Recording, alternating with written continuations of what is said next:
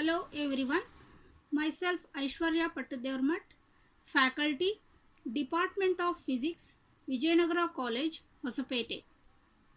In this session, we are going to discuss about liquefaction of helium by K. Owens method.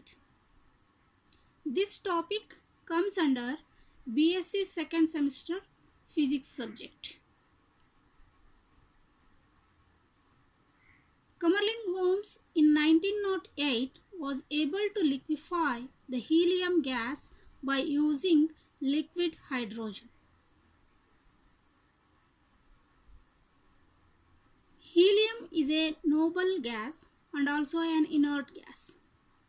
Due to its weak interatomic forces and low atomic mass, its properties are very close to the properties of an ideal gas.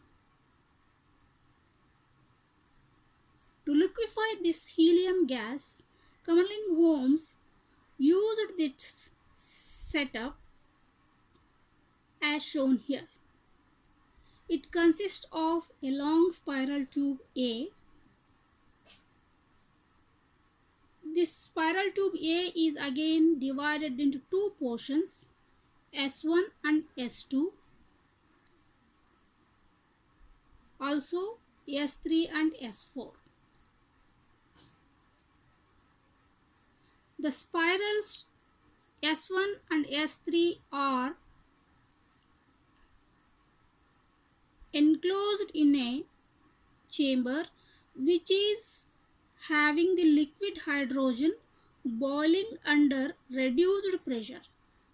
Here the boiling point of liquid hydrogen is minus 252.9 degrees Celsius.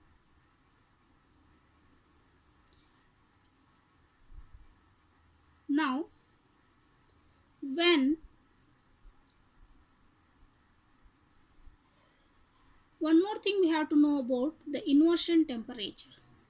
The inversion temperature of helium is minus 240 degrees Celsius, which is much more lower than the inversion temperature of hydrogen, whose inversion temperature is minus 233 degrees Celsius. Remember, inversion temperature of helium is minus 240 degrees Celsius. Inversion temperature of hydrogen, which is used here for the liquefaction of helium, is minus 233 degrees Celsius. As we all know that inversion temperature is the temperature at which there is no cooling or heating effect takes place when the gas undergoes adiabatic process. The cooling effect will take place if the temperature of the gas is less than the inversion temperature. Otherwise, the heating effect will take place if the temperature of the gas is more than the temperature of inversion.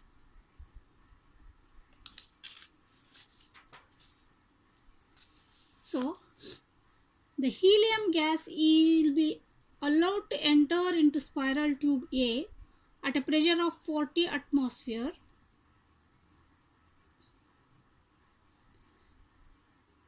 and is allowed to enter into S2 and S1.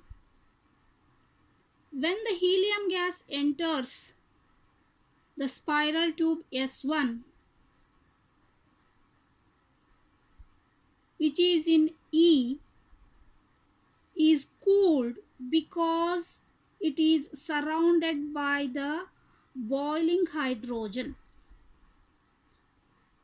Here the boiling point of hydrogen is minus 252.9 degrees Celsius, and hence the helium in this spiral tube gets cooled. Similarly, when the gas passes through this spiral S2 is cooled due to this outgoing cooled helium gas. At nozzle N, the helium gas is cooled down, and that will be going out through this passage, and hence the helium gas inside this spiral tube S2 gets cooled due to outgoing cool helium. The similar process takes place in the spirals S3 and S4. The process is repeated, and when the temperature of helium is sufficiently low, it gets cooled or liquefied after passing through the nozzle N. Here at nozzle N, cooling takes place due to Joule-Thomson effect. That means here the helium gas is under high pressure with narrow passage, that is small area.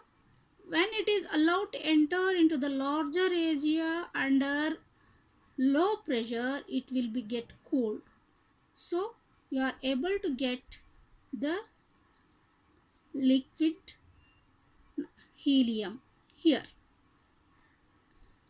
The remaining gaseous molecules of helium will move upward in this direction and will be passing through this region. Here P is the compressor, which makes the outgoing cooled helium to compress and enter into this tube A again with the atmospheric pressure of 40 atmospheres. So this is the process which takes place in this system. The liquefied helium, again the cooling takes place here. The outgoing helium is compressed. Here is the compressor. This will compress the outgoing helium gas and is fed back to this tube A and then to S1, S2, S3 and S4. So this process repeats for several times to get the liquefied helium. The liquefied helium is collected in this flask.